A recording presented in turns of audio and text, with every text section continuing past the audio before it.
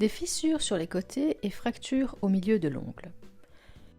La première cause peut être que les ongles de la cliente sont trop flexibles. Les fissures sur les côtés sont la phase initiale d'une fracture au milieu de l'ongle. Les ongles flexibles sont fins et se plient facilement.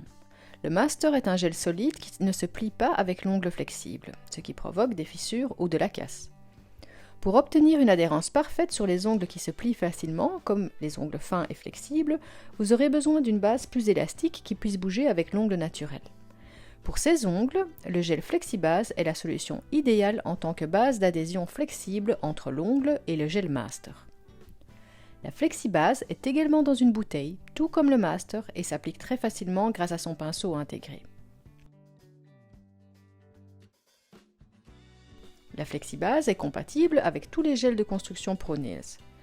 Mais si le problème persiste, cela signifie que les ongles sont beaucoup trop flexibles ou endommagés et que vous aurez temporairement besoin de l'utilisation des gels de construction FlexiBuilder ou du gel Repair Fiber Force jusqu'à ce qu'ils aient complètement récupéré. La deuxième cause peut être un limage excessif des côtés de l'ongle qui le rend plus flexible. L'une des idées fausses, et la plus dangereuse dans l'industrie de l'onglerie professionnelle, est que les produits ne tiennent pas à moins que vous ayez limé fortement la plaque de l'ongle. Ceci est absolument faux, et très dommageable pour vos clientes. Les matériaux fortement abrasifs enlèvent une grande partie de la plaque de l'ongle, le laissant affiné et affaibli. Cela ne laisse aucune structure de support pour les modelages. Le limage excessif endommage également le lit de l'ongle, il favorise les réactions allergiques et provoque des sensations de brûlure, douloureuses, des infections, le décollement de la plaque de l'ongle, le décollement du gel et la casse. Les ongles fins sont plus flexibles. Cette flexibilité supplémentaire augmente la mobilité de l'ongle et crée des invisibles microfractures qui mènent à la casse. Un excès de limage des côtés doit absolument être évité.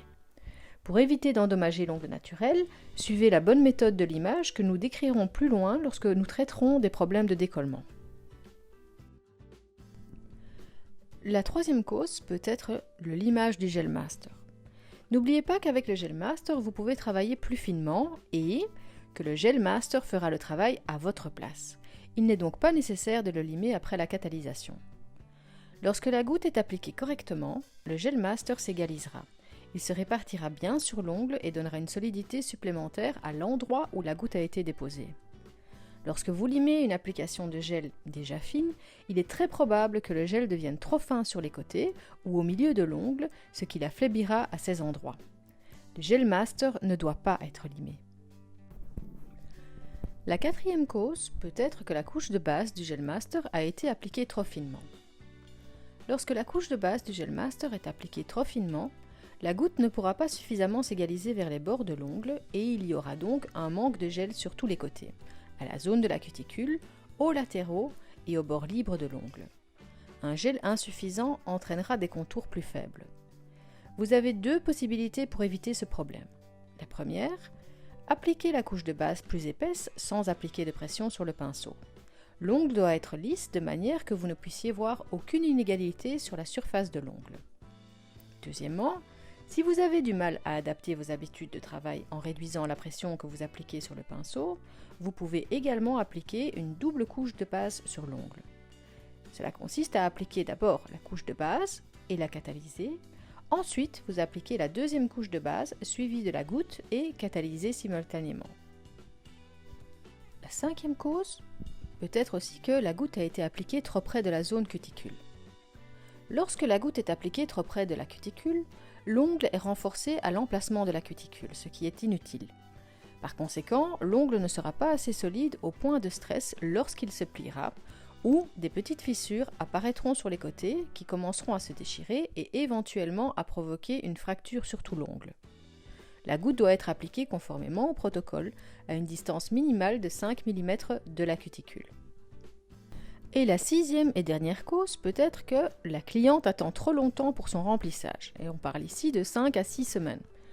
Après 5 ou 6 semaines, la structure que vous avez donnée à l'ongle avec votre goutte est beaucoup trop éloignée du point de stress, laissant l'ongle sans aucun renforcement, ce qui entraînera la casse, mais également des problèmes de décollement. Et imaginez si vous avez appliqué la goutte sans aucune structure correcte sur la plaque de l'ongle. La cliente ne pourra pas profiter de sa pose en gel aussi longtemps qu'elle le devrait. Le mieux est de conseiller à votre cliente de revenir pour son remplissage toutes les 3 semaines.